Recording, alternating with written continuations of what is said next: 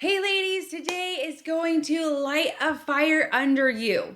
If you have ever felt like you were made for more, but you don't know how to get there, you know who I'm talking to. Maybe you've been playing small in your business, your bank account, or maybe your confidence.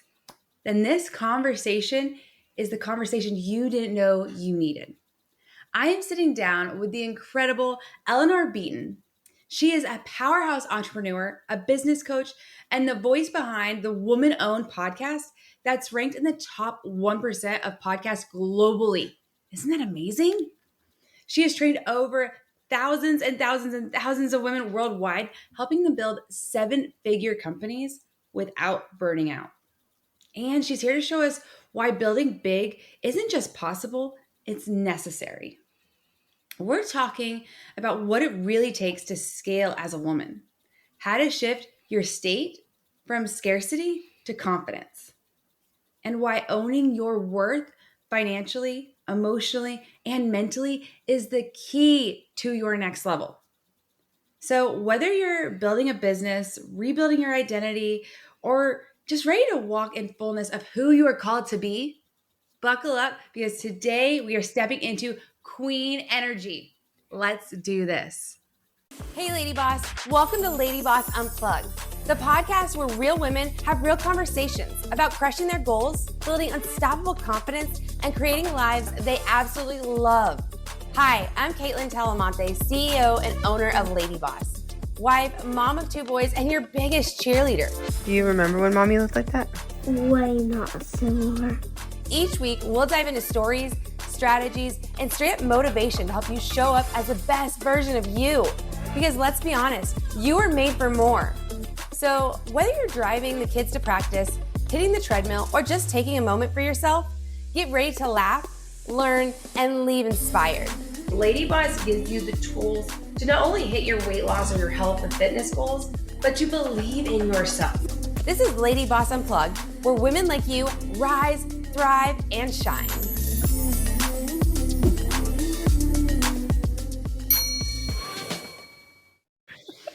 Eleanor, welcome to LadyBoss Unplugged. I am so excited to have you on here today because our whole mission with LadyBoss, what I'm so passionate about is helping women realize their true potential and really leveling up, not being stuck where they are, whether in their body, their business, their career, their finances, their life. And I know you've helped tens of thousands of women rewrite their success story. Can you tell me a little bit about you and who you are and what you do? Yeah. So it's so exciting to be here with you, Kaitlyn. I love being able to have conversations with brilliant women like yourself and love the opportunity to be able to share my story and what I know with other women in the hopes that it's useful and inspirational and that you get something out of it. So I have a company called Safi Media. We have 7 employees and we are basically a business and training company. And our mission is to double the number of women entrepreneurs who sustainably scale to $1 million in revenue by 2030. So it's a huge mission. You know what I mean? Totally can't do it alone. But what I kind of, when I think about who I am, I often think back to this experience that I had growing up. So I grew up in Eastern Canada. I'm an immigrant to this country. Like my parents, my dad was from Wales, from Great Britain. My mother was actually from the Fiji Islands. So we moved to Canada because my dad had a job here. And when we moved here, like it was a totally different culture. And my mom, who was a teacher in the Fiji Islands, like she had to, like her teaching credentials weren't recognized. So she understood, okay, I got to retrain in Canada, but I was like 4 at the time and the culture was totally different. And so she didn't want to put me in daycare. So she made the decision that she was going to be a stay-at-home mom. And she was a stay-at-home mom throughout my entire childhood, my brother, my sister. But that decision was like a really great thing for our family. But what it meant is that because my dad was the breadwinner and my mom was not, when they got into disagreements about how to use money, which would happen from time to time, my dad kind of always won out. And my mom felt like she didn't really have a voice because she wasn't, quote unquote, bringing home the bacon. Mm-hmm. And I can remember one time she's driving me to basketball practice and they've had a disagreement. My mom always wanted to be a bit more of an investor and invest in real estate and stuff. My dad was like much more risk averse. And she's like gripping the steering wheel in that car. And she's like, Eleanor, money is power. Always make your own. And, like when people talk about finding their purpose and to me, it's like there's something really powerful, like when you have this thing kind of burning inside you, and it could just be a belief. That's been my thing, my whole life, my entire career. It's just kind of like women having financial agency so that we have choices and freedom. And, that is like why I do what I do. It's really important to me. Figuring out ways to help women have financial power has been the through line of my entire career. Because I feel like when you have money, the power that it gives you is not like power over people. It's just the power to make choices. And I think that's what we're here to do. For most women, I think what we're all about is being ourselves, like more and more and more of who we are. And money is a tool to help us do that. That is so incredible. I love that story. Thank you so much for sharing. I can imagine like being in the backseat and watching your mom just be so frustrated with it, because it is like, I mean, even today, that was how many years ago? Like even today, it's still a struggle you see with stay-at-home moms and yeah, relationships, figuring out finances and what that looks like. I actually came across a quote the other day that I absolutely love, and it's serve the world unselfishly and profit. Ooh, yes. I love that.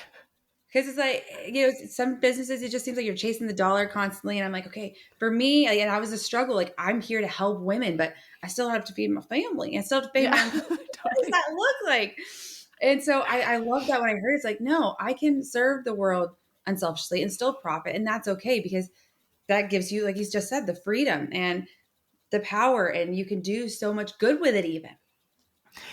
Totally. And so this is so interesting because there's like so research shows that like making up to a certain amount of money, so they say money can't make you happy. I'm like, well, I disagree. Like I think it can definitely help. Yeah. But the interesting thing is like there's thresholds, right? So like up to a certain amount of money, it 100% makes a massive difference in your life, in your choices, in your happiness. But then over a certain threshold, it doesn't really motivate you as much anymore. So for instance, like I can remember when I crossed $1 million in annual sales the first time in my business. And I was like, that had been like my chief goal. Mm-hmm. And I was very like, I just really threw myself into it. And so I hit the milestone and I like celebrated for a couple of days. And then I actually felt kind of depressed.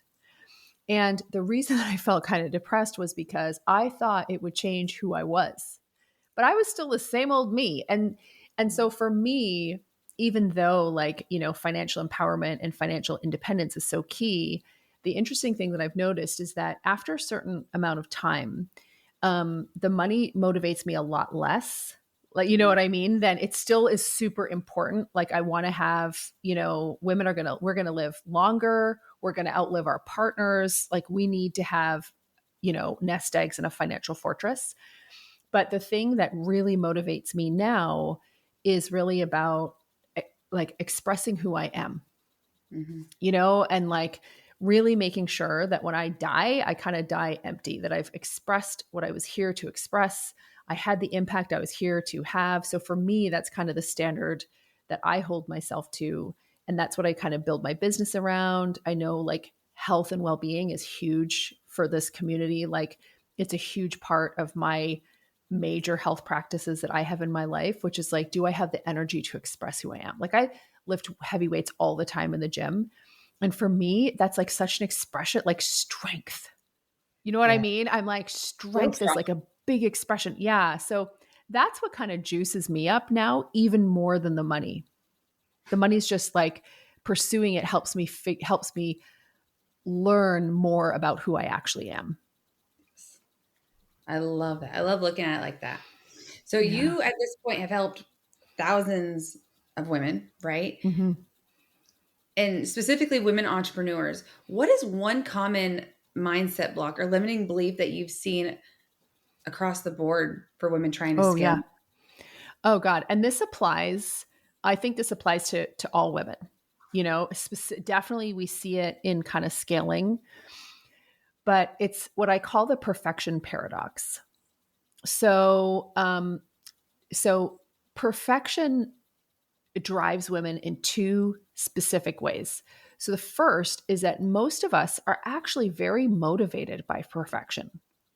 Like how many women do you know? Maybe they're married and if you look at the woman and her husband, they're married to a guy, let's say, and you look at her and her husband, and as that woman she's growing and trying to improve herself and just getting better. Like she's constantly striving to improve herself.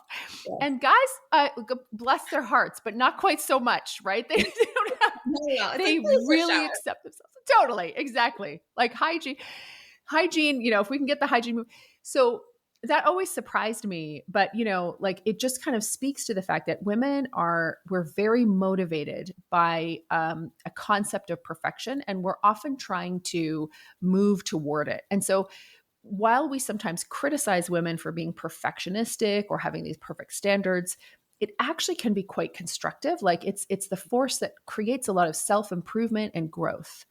So that's an amazing thing about women. We also try to make sure that everybody's taken care of. It's that sort of being fairly holistic in how we do things. We take care of the details, very, very motivated by perfection. But on the other side of that is it's actually very dangerous for a woman to be too perfect. Mm-hmm. And many women will often start to experience, as they sort of approach being quote unquote too perfect, like they don't want to trigger jealousy or competitiveness in other people. They don't want to be too much in the spotlight because it could create a lot of, criticism. So what I see that can really, like some of the internal challenges that can really impact women, is we're sort of caught in this push and pull between wanting to grow and express, like to become the very best we can be, but not wanting to be so good that we start to trigger problems for ourselves. Mm-hmm. And that can really keep you in the box. And it creates what we call cognitive dissonance, which is where you both want something and don't want something. And I've worked with so many women who had goals, but they also kind of didn't have the goals. They were like, is this goal going to be worth what it requires? And so we're always kind of having this extra, it's like having this really heavy backpack on. And I think that is an internal thing that impacts a lot of women. And it has to be something we reconcile if we're going to be able to play full out, which is what we want. Yes. I love that. It ties into like that fear of success in a way. Yeah. And then, so we here at LadyBoss always say progress over perfection. And I love how you just describe perfection like that. It's not a bad thing by any means, but then you end up getting stuck. And we always say you kind of fizzle out when you focus on being perfect in your health journey 24/7. Totally. You're going to eat the cheeseburger, but you shouldn't have to feel failure when you do. It's okay. It's part of life. Like eat the cheeseburger. Yes. And it's interesting because I think the quest for perfection or for growth is helpful as a direction. You know what I mean? Like, yes, improvement is great. You know what I mean? Keep going for it. It's not helpful as like a standard to hit. Mm-hmm. No. That's not helpful at all. Well, and a lot of our perfection thought process comes from what we've seen, right? Correct me if I'm wrong, but it comes from what we've seen. And Stacy down the road might be great at waking up every morning and making breakfast, lunch, and dinner for her husband and keeping her house looking like it's showing for sale every day of the week. And while I could look at it and be like, oh, that's perfection. I want that. That's not my personality type. That's not me. So it's not even something that would actually make me happy. It could be a goal outline of what I would like and who I am. But it's not, I will never be that version of perfect that I'm seeing because it's not in my personality. It wouldn't even bring me joy. Totally. And I do think there's this really important, development that most of us as women have to go through, which is the willingness to like really own who we are, to own our decisions, to own who we are, what's important to us, what's not important to us. Like I can remember, I'll give you an example. I can remember talking to my health coach and I was like, I just want a snatched waist. So I was going to do a cut. I'm like, really want a snatched waist. I'm going to do a cut. And I'd done one before and it worked out really great. And then I did I was like building muscle and felt great. And I decided, okay, I want to show everybody these muscles that I've worked so hard to create. I'm going to do a cut. And what was so interesting is that I actually didn't want to do the cut because I loved having all the energy from like eating lots. And I just didn't want to do. So I kept not doing it. And, I just kept not doing my cut. And she's like, Eleanor, so it sounds to me like, can we talk about it? What is this snatched waist and why is it so important to you? Because it sounds to me like you actually don't really want to do it. Like, and maybe you should really own that. And it was such a powerful, I think that's why having a coach and having a community where people can hold up the mirror and say to you, are you sure? Because you're kind of talking out of both sides of your mouth here, my friend. You know what I mean? You say you want something, your actions are not lining up. So why don't you just own the fact that you don't want to do a cut. You don't want to do it. You've got to make a choice and live with it either way, but own your choices. And that's just an example of I think so many of the times when I look in my life and experience and I think about, because like you, I mean, I feel like I'm an expert in women because I've been working with women for a decade. And so many problems come from not really being clear about what we want, but even more than that, not committing to what we want and owning our decisions and who we are. Yes. Yep. Nope. I 100%. I see that in my industry all the time. And it's that coach, that community is truly crucial. And there's that mind shift of they're not out to get you. They're not being mean. It's that tough love that you need to hear to help you level up. I have employees on my team that'll call me out and I'm like, ooh, I'm the boss. And it's like, no, I need to hear that. Please call me out. Keep pushing me forward. Totally. That's the only way we can have that coach, right? Having that coach that's going to push you, challenge you, keep you going. And those people in your inner circle. Yeah. Oh, 100%. I know you have this thing that you call the Queen of Cash Flow mindset, right? Can you tell us a little bit about that? Oh my gosh, yes. So, I don't know about you, but sometimes the feeling of when I just want to be okay, in your face. You know what I mean? Where I want to prove a point, really make a point. Right, that sort of indignation, in your face energy has honestly been a very constructive force in my life. So a couple of years ago, I really started to notice a big pattern in the entrepreneurs I was working with in particular. They kept thinking that their marketing wasn't working or that they weren't doing enough marketing or I don't have time to do as much marketing as I need to do to grow my business. And what I was actually seeing was, honestly, sure, we could always improve their marketing, but their marketing was pretty good. What they didn't have was a sales function. Right. And so marketing is kind of where you plant the seeds in the garden, and sales is where you harvest the vegetables. And if you don't harvest the vegetables, act like the vegetables do not harvest themselves. Mm-hmm. You have to harvest them. You've got to gather them. That's the difference between marketing and sales.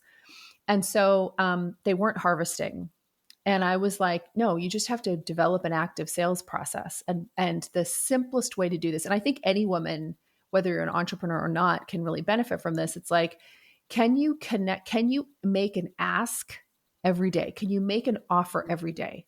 Ask, can we meet? Would you like to check this out?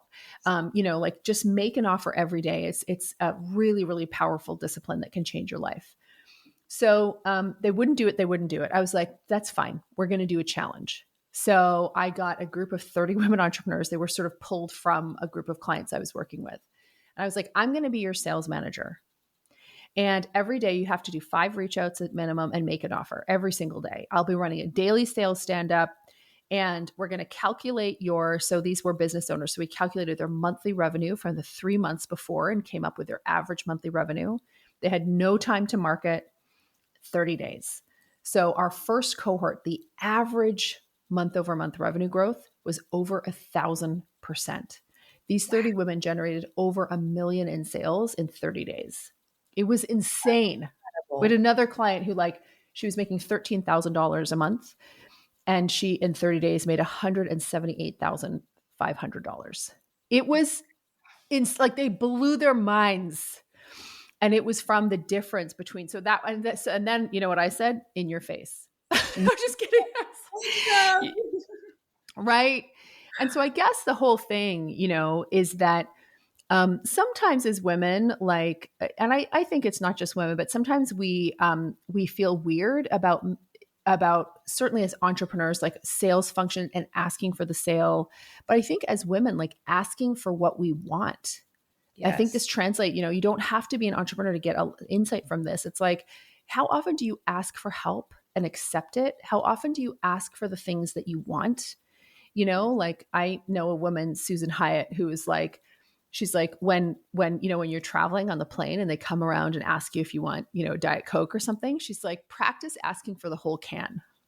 Mm-hmm. And they might say no, but it's just practice asking for what you want. And I think it's such a great, discipline. I still struggle with it sometimes. And so I try to really build that muscle. It's a great muscle to have because we do struggle with it, especially I think as women, I think everyone in the world struggles to some extent with it, but women definitely. I was actually at an event earlier this year and someone was talking to a guy there and he's like, I'm so motivated by you. You're amazing. I heard you flew your private plane here. If you ever have a free seat, I would love to hop on. And the guy looked at him and said, well, actually I do. Are you available at the end of the event? I'll fly you to Nashville with me. And he's like, what? You're kidding. And sure enough, guy flew him back to Nashville with him. He, had to got around this private plane because they asked. If they never would have asked. And when the guy asked him, he goes, why did you say yes to me? I'm sure you're asked all the time about your plane and whatnot. And he's like, well, I'm not asked all the time. But second off, most people, when they do ask, they're not even serious. They won't make the effort. Yeah. Even with the permission. So it's even that second level of you can ask, but when you get the answer that is the answer you wanted that you didn't know you would actually get, now you've got to take action on it. Oh my gosh, totally. Totally. It was so cool. I'm like, yep, just so good. It doesn't hurt. If you don't ask, you don't know. No, exactly. Exactly. Never asked. Yeah. And nobody died from being told no.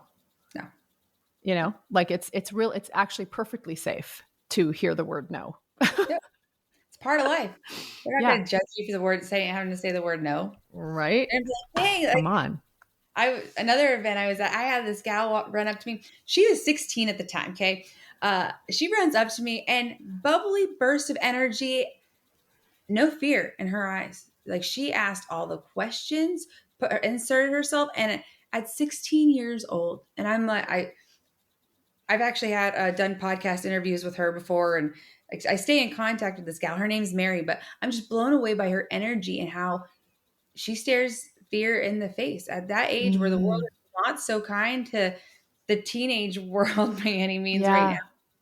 She'll ask the question. She'll put herself out there. She's been told no 1,000,001 times and gets back up. And I'm like, you are inspiration for not just people your age, but even for adults. It is incredible to have that muscle. It really is. And it's interesting. When I think about what makes a really great life, and what is it that allows people to express their full potential and reach the goals that they want and have the quality of life that they want. A lot of times it really comes down to, are you willing to be courageous in these small everyday moments every day? Because a lot of times we think about courage as these big baller moves, but that happens sometimes, but really it's about are you being courageous every day? Are you having that difficult conversation? Are you facing, are you willing to, you wake up on a Monday morning, maybe you just have some of those Monday morning anxiety. Can you talk to yourself and just be like, hey, I'm just going to meet the moment. I'm going to show up with full energy today. And I trust myself to meet the moment. And in the moment, to make the decisions, to make the ask, to face it. I think it's everyday courage that when we don't demonstrate it and when we don't use it, we don't have the muscle for when we need really big courage. So I think that everyday courage, whether it's just asking, can I have a ride home with you? Or that, the young woman that you're talking about, they're really great models for us as a reminder, like, hey, practice courage every single day. You have to. You have to. Yeah. Now, I would love to know your 3 key growth strategies that you've seen for the growth stages for women-owned companies, because I have a feeling as you walk us through those, they tie pretty directly into their everyday life. Does it not? Maybe? Totally. Okay. So the 3 stages of growth for women-owned companies are producer, replicator, multiplier.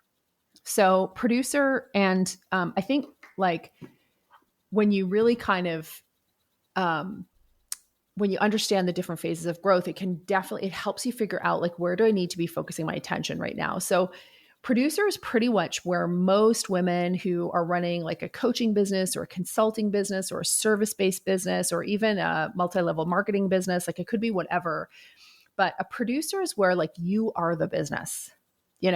You're doing everything. You are usually like delivering on the service or the work. You are doing all of the sales. You're doing the marketing. It's your name associated with everything. And you may have a little bit of help, but it's primarily you. And a lot of women-owned businesses, they will, producer stage goes to, depending on what you're selling, like as much as $350,000 a year.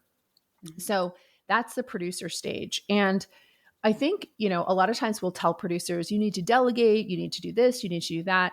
And I actually think at that phase, it's really about optimizing you. Like, are you as healthy as you can be? Do you have good time management practices?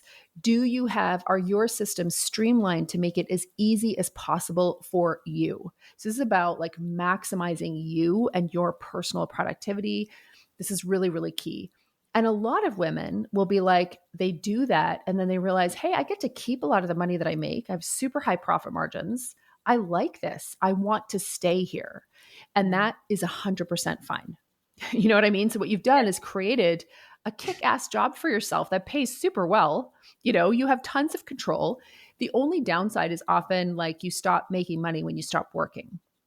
Mm. But for a lot of women, like it's totally worth it to stay in this place. But some people are going to be like, and I want more.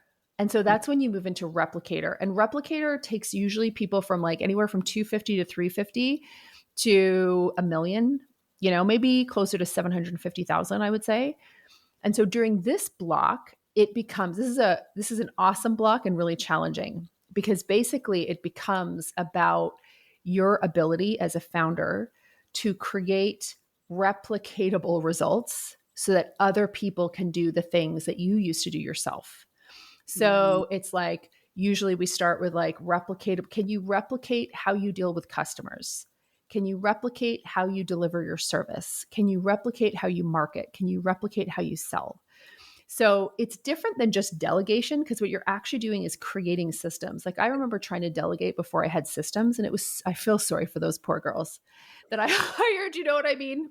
Yes. It's really hard. Yeah. Yeah. So you know what I mean? Like, so replicator. And the thing is, what's hard is that it's actually, this is the phase where you actually usually have to make those processes yourself. And you won't always be a good process maker, but the business doesn't always have the cash to be able to hire it out. So you have to learn how to do this whole other skill set. It takes a lot of patience. You have to deal with the fact that you're like building systems and still flying the plane at the same time. So that's replicator. But man, when you get through replicator to multiplier, so multiplier is when the systems are in place, and now your job is to hold people accountable to delivering that. So I was saying, like, today I have like very little to do. And yet like I get to work on strategic stuff, like pushes the business forward. My calendar is a lot more open than it used to be. The type of work that I do now is very different, with really strong cash reserves. But man, the work that it took to get here. But multiplier is all about, now you have other leaders in your company and they are responsible for outcomes. Like they're now responsible for creating the systems. So there's a ton of freedom here. And this is where you'll really see like a lot of wealth getting built. You know, the profit margins are higher. You have more time and energy. Like the difference, you can just see the increase in energy levels. And I find like it's where, if you're a woman who really loves business and wants to crush it in business, this is where like you get to be that inspirational leader, and you have the energy, you have the time, and you have the money, and that's like a really powerful. Yeah. So those are the 3 phases of growth. So powerful. So it's like, one is doing it yourself. The other is creating systems. And the final is working through people. So I think, like even if you're working inside an organization, you can start probably see the similar pathways to your own, career development. Where is that? That's amazing. I love that outline. And when I think of producer, replicator, and multiplier, when we look at our everyday lives, I'm thinking of like the busy mom, just trying to figure it out. Like as the producer, you're learning what the habits are and how to, be able to just pour into yourself, find time for yourself, because we're busy, right? But we can't show up as our best selves if we're not working on ourselves and meeting all the things. And then how do you build habits out of it? That's that replicator phase, like building the habits in there. So it's not just, you're not just producing it. Now it's everyday life. And then your multiplier it's easy. You've got it figured out. Now you've unlocked a whole nother level where now you're not focused on your health or your state or your wellness. I mean, you constantly are, but that's on repeat. Like now your multiplier is like, yes, I'm going to go after this job I never thought last year I could ever get. I'm going to level up my bank account. Like that whole other life that, like, if you've got that scarcity mindset, it's truly unlocked once you hit that multiplier level. Oh, totally. And it's like, it's things that used to be hard are now easy. Like I remember, this when I first did a yoga class, and the person was like, okay, now we're going to go into downward dog. And she's like, this is the resting position. And meanwhile, like my arms are shaking. I got sweat. Like downward dog there was nothing easy about that. In there. Right? You're like, this is supposed to be the resting position, resting my butt. Like, no way. Then I got more into yoga, and after a while, like after I did, I did like a few stints where I would do yoga like every day for a few months. And lo and behold, it didn't get easier. I became a person who did hard better. Ooh. That's, I think, what we're trying to do. Like, I always think about, like I said, I love to go and lift heavy weights. And the only way you build the muscle is by progressive overload. Like it's got to get the weight has to get more, And so you go in and you lift the weight and then you're sore the next day, or it's like really hard. I'm not taking the weight off. I'm going to be a person who lifts that weight with more ease. I'm going to get stronger to make it easier. I don't make it easier by taking the weight off. And that's, I think, the thing, like that mental toughness is really seeing challenges not as pressure and this heaviness and being like doing everything you can to get away from the challenge. I think it's about seeing challenges as stimulus. Yes. Muscles need stimulus to grow. We need stimulus to grow. Like we won't grow if we don't have the stimulus. And, I have spent periods of my life trying to avoid hard things because I wanted to stay comfortable. And now, right, I'm just like, I am not doing that. Like, we're not having it today. Yeah. No, then you miss out on living in your true potential. Right. I don't want to die wondering what if, because I lived in that scarcity mindset, not willing to stretch that muscle. Like, agree 100%. Oh my gosh. So what would you say that it really takes internally and externally to move to that, from that 200K ceiling to that $1 million mark? I think number one, a mindset of being impatient with action and patient with results. So when you look at, like, before I was a business coach, I was like a business journalist. And so I interviewed, my beat was kind of covering like fast growing CEOs. And almost all of them had this. Like it's actually very difficult if you don't have this. You need to have a sense of urgency, which means that for a lot of things, it's going to be now o'clock. Your priorities, it's always now o'clock with your priorities, which means you got to be very careful about what you prioritize and very clear, about what those are, because not everything can be now o'clock. but you need to be urgent and bring a sense of urgency to action. And then you need to have patience with respect to results. And what I find is that the people who don't make it from one stage to the other, who want to, because not everyone wants to, as I said, and that's a very legitimate choice, but the ones who want to make that growth, they've got it opposite. They are very patient with their action, and they have a high sense of urgency with their results. And so at that point, as a coach, I'm going to talk to them about that, but at the end of the day, like you are going to have to bring that sense of urgency. And so that's why, for me as a coach, it's always like, I think about like Kim Mulkey, who is the coach of the Louisiana LSU basketball team, like legendary coach. Like a big part of her job is picking, like who she picks, right? And I think for a lot of, coaches or business owners, it's about, hey, are we picking well so that the people that we work with are high performers? Because high performers, like you can see it in their face, like they are going to be taking that action. Yeah. So I would say like that is like one huge thing that's really important in terms of making the leap. I think the second thing is continuing to take risks. So it's really interesting. So what happens is, imagine you've got a business, you're doing like $350,000 a year. You have maybe a VA and a small team, but you're like making good money. You feel very comfortable. That's sometimes the biggest risk to your growth. It's that now you got to get uncomfortable again. And most of us who've been through that early part of business, like I can remember just like scraping by, some months, like just totally scraping by, so stressed. Like I just remember this, and none of us want to go back there. And so what happens is the moment we start getting comfortable, we're like, okay. And listen, that's cool. Like you can take comfort breaks, you can just, it's totally cool to be like, I'm going to cruise for a little bit, calm down my nervous system, and then go back in, take a breather, take a chill pill. You can totally do that. I did that for a year. There's a period of my business where I was like, we're going to cruise. If cruise control is on, like I need to recover. And that was great. But then you've got to remind yourself that growth happens at the edges, And so, particularly for women who have a different relationship with risk, I think it's important. Like we have to keep reminding ourselves, you have to continue taking risks. You have to continue thinking about yourself as an investor in your future.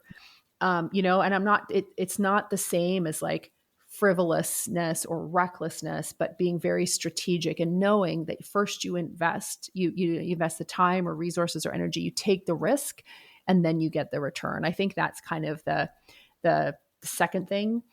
And then I think the third thing, which is like one of these massively important skills, is learning to work through others. It's probably been the skill that, like, I feel like I'm a natural leader, and was always fairly good at telling people what to do. But you know what I mean? That never held me back. But learning how to work through others, it's a complex skill. You know what I mean? It's not easy, but learning how to do that, I have found to be so key. Yes. And I think there's definitely a level of that. So if you don't know, a little bit about my story with LadyBoss is I've worked for LadyBoss for 6 years, and I just purchased it in December. So I went from answering customer emails to leading teams to leading the company to now owning the company. And I've walked through all those shifts, but almost backwards, because yes, I was more in that leadership role before I had that ownership role. And so it's such a baller. Like I just have to, I did know that, and I kind of forgot it. But I freaking love that so much, because I think it's such a powerful, like, woman-owned story. So first it speaks to like succession planning. It also speaks to like, these are the types of team members that you want. You know what I Yeah. mean? Like, this is like what you were worth to that company as a person who is willing to buy it. Like, that just says so much. And talk about being a baller and taking a risk. You know Yes. what? Like, I just love that. I love that so much. Thank Yeah. you. Thank you. Yeah. Yeah. It's scary. You know, it was scary. And there's times that it is still scary. And like all the times, like Yes, you talked about, I'm like, yep, been there. You know what? Maybe I'm currently there. But totally. it's like, I've got a team. We're a small but mighty team. We've got like 4 employees right now, but everyone is such a go getter. And I love it. I'm like, that's what I want. In the past, Yeah. you'd have an employee that would be like sneaking about like, oh, I'm applying Yeah. elsewhere. Right. Like if you are able to take your Yes. skills and grow and it's not with us, I'll be bummed. But like, I Yeah. want that growth for you as an employee, as a leader, because like your Yes. growth is our growth as a company. Right. Totally. Yes. Yes. Yes. Yes. Exactly. Exactly. So the behind the scenes, when it comes to your personal habits, you talked Mm-hmm. about really working with your health coach and in the Mm-hmm. gym, heavy lifting. Mm-hmm. What is one practice or mindset that helps you stay grounded with, Yeah. family and serving Yeah. others Yeah. outside your company? So honestly, and the way that I answer it now is probably different than it would have been 6 months ago. So 6 months ago, like I'd started hearing about this concept of human design. Mhm. And, when people talk about being generators and manifesting generators and projectors. And so I'd hear them and I am like, I think it's my former journalist thing. So I'll be like really skeptical about stuff. I'd be like, okay, whatever. And I don't mind the woo, but sometimes, it's like, I would feel like people would like overly identify with, oh, that's because she's a manifesting generator. She's totally like that. Or Yep. So I just kind of wrote it off. Well, joke's on me, because then like I had a girlfriend who like really, really, she's like, look, I just did a $470,000 launch, and then she did $1 million launch. And she's like, I basically designed the whole launch around my human design. So I was like, so money talks. And so I was like, okay, what is this? So I started learning about human design. And I'm a generator. It's a type of human design. Basically, generator, it's like, or human design is a little bit astrology, a little bit like personality type, a little, it's sort of a cross between those things. So I learned about my human design, and I started to learn that as a generator, the most important thing for me is to do what it takes to stay in a super high vibe, super high energetic state. That is actually the most important work that I do. And as long as I can stay up in this state, I'm going to be good. And I kind of was like, what? So when do people actually do work, But when, but I was like, Yep. I'm going to go for it. I'm a good student. So I invested in figuring out what my human design was. I learned about it. And I basically, around 6 months ago, I started prioritizing my entire life to be able to stay in a super high vibe. Meaning, and I'll give you an example. So I couldn't always control it. Like if I happen to have a day that's meeting heavy, which I don't love, Mhm. I'll look at my calendar and I'll really prepare. I'll be like, look, this is going to be a meeting heavy day. What must be true for me to maintain a super high vibe this whole? And so for me, and so I would start to arrange, well, I definitely need to have breakfast with my family. I definitely need to get a really good walk in. And I definitely, you know what I mean? Whatever, like that alone. So really organizing my time to maximize my sort of human design type that's how I stay grounded. So it's actually not grounded at all. It's like buzzing high vibe. But for Yes. me, yeah. So there's a really good app, by the way. Like, if anybody's like me, they're like, what is this? So I found like, it's an app, and it's called, bear with me guys, I'm looking for it. It's called Align, the human design app. And so you just need your birth certificate. You need to figure out like when you were born, day, month, year, and time and location. And look, if you hate it, I didn't breathe a word about it. If you love it, be like, I owe Eleanor Beaton everything. I'll definitely be checking it out. Right? Because I'm curious about my human design. Like as you describe it, I Yeah. almost think like biohacking, but human design, like intertwining it all so you can show up every day.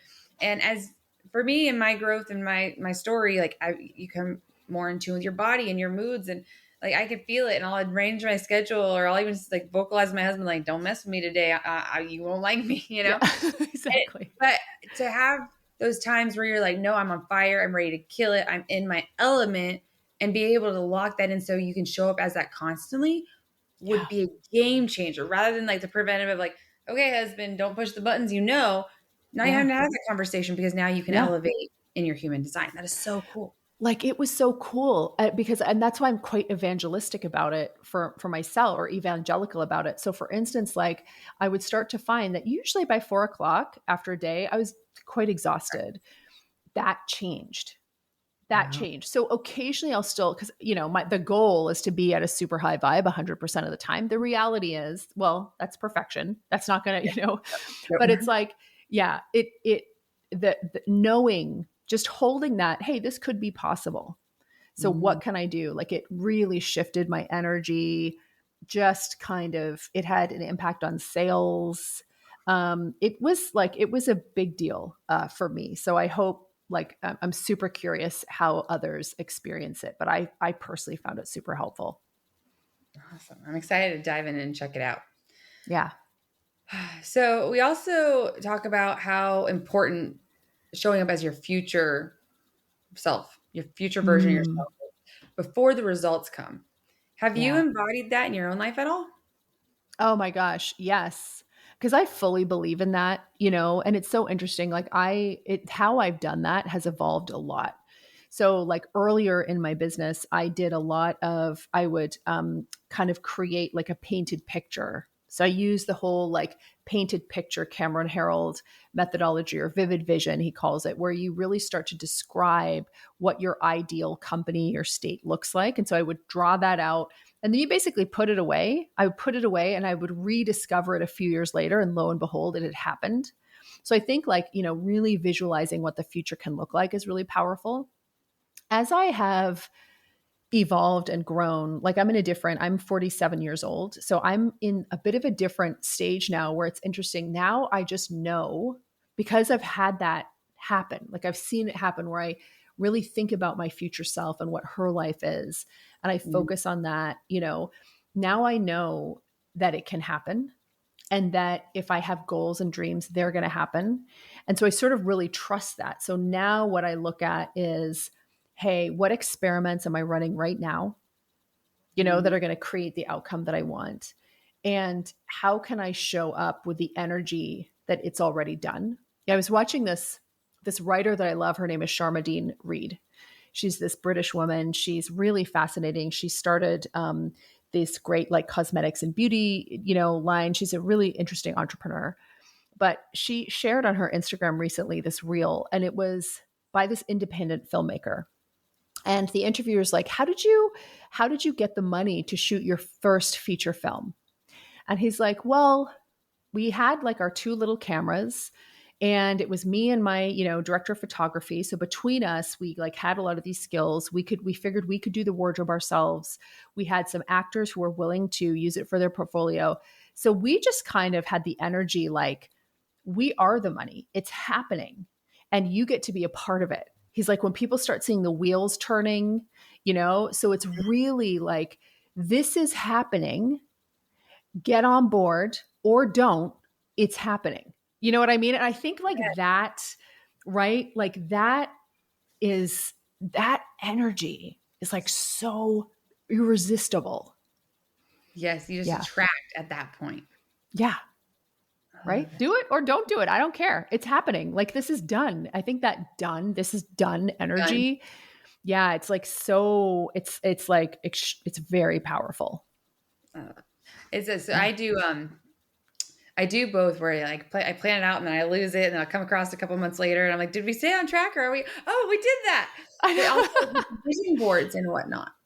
Yeah, building on vision boards and having it so you can visualize it, and it's amazing. Like once you that's my goal. That's what I'm going after. How it manifests itself.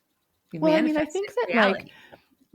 And it's like, to me, like that inspired state. That's like my favorite type of energy. Where I feel inspired. So I feel like vision boards and futuristic thinking are so powerful for that. You have that purpose. And I think I really also, going back to, that stuck scarcity mindset, like it helps push you forward, because as you can visualize it and see it, well, if I stay where I'm at, that's not going to happen, right? Like I want that. So that becomes your driver even more so. Yeah, totally. I actually, have you heard of Darren Brown at all? Yes, the name sounds really familiar. I just I don't know why. one of his documentaries. He's a filmmaker. Well, not everyone say he's a filmmaker, but he has a documentary out on Netflix called Sacrifice. No, Sacrified. I think it's called Sacrified by Darren Okay. Brown.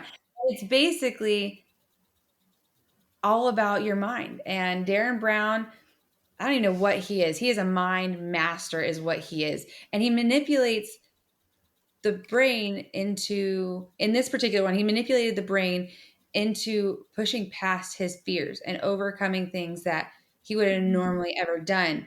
And at the end of it, I don't want to ruin it, so you'll have to go watch it, but it's amazing because it was all power of suggestion. The gentleman never knew what was going on or whatnot, but he lived in all these fears of heights and, had a struggle with different races and things like that. And as Darren worked on his mind mastery with him without him even knowing, he overcame those fears and did things that he never would have done prior just by those light switches changing. So it's amazing how powerful that mind is moving past that, the stories we tell ourselves. Totally. Oh yeah. 100%. Yeah. Well, all right. So I actually went down a rabbit hole now and I was like, oh, but it's No, just I those love stories. it. Right. Well, that's the thing when you find things that move you and they're like super useful. Like I wrote it down. Is it going to be on my Netflix watch list immediately? Yes, it is. It's a short watch. It's like 45 minutes. You've got that. Totally got it. It was amazing. But so I've got a fun question for you. Mm-hmm. We believe so much in women lifting each other up. Yeah. I would love to know, who is one woman who has helped you believe in yourself when you didn't and you didn't see it yet? I think one of the most important role models in my life is my aunt. Her name is Linda Wise, on Linda Wise on Instagram. I think like the Creative Life or something like that. So she was my dad. She is my dad's sister, my late father, his sister. And she was a woman on Wall Street in the 1980s. She had a really, really successful career as a trader, and then she quit it to become a novelist. And she wrote like these financial thrillers that were optioned by Hollywood. And she just was like this. She really showed me a few things. Number one, she really taught me the power that anything is possible. She really taught me the power of taking risks. Like she quit a job where she was making bank, like tons and tons and tons of money, to go and take a gamble on becoming a novelist. And it totally paid off. And she really taught me the power of of believing in myself and pampering myself. Like she was just and women, sometimes we need that. We need examples of women who just pamper themselves, not because they deserve it or earn it. They just because, like, you know what I mean? It doesn't always have to be this existential, did I earn this? Did I deserve this? No, just freaking do it, Okay. So she has, like when I think about role models, because to me, I am like, it's my role models who lift me up. It's like the women out there who show an example. And she's been just such a powerful example to me. She reinvented herself as a Jungian money coach, which is really, really interesting. Like, so yeah, Linda Wise. That's awesome. I'm going to have to go stalk her and Yeah. go check it out because I love it. When a question I've been at, I'm sure you've been asked, is if you could have lunch with anyone, who would it be? And mine is always Marilyn Monroe, because one, Marilyn Monroe is not her real name. That was her ultra persona. And two, she was like outside of the beauty standards then. She stepped outside the box. And it sounds like that's what your aunt did, was like, she's like, no, I'm going to go for it. Like in the 80s, like being on Wall Street and stepping out, like that's like some major moves right there. It is, totally. Oh, I love it. I'm going to have to go stalk her. Yes. All right, ladies. Well, I don't know about you, but I am so fired up after this conversation. Thank you so much, Eleanor, for pouring so much wisdom into myself and the Lady Boss fam. If you ladies loved this episode, go give Eleanor a follow. Where can they find you at? Oh, on Instagram, I'm at Eleanor Beaton, and I'd love to connect. Yes, and go binge her podcast, Woman Owned. You will seriously walk away from every episode like smarter, bolder, more confident. Like there's all so much goodness coming out of it. I love it. Thank you. Thank you so much for being on, Eleanor. And as always, lady bosses, you were never meant to shrink to fit someone else's mold. Okay, you were meant to lead and grow and expand, to play full out, to live fully, and as the woman you were created to be. You ladies have an amazing day, and we will see you next time.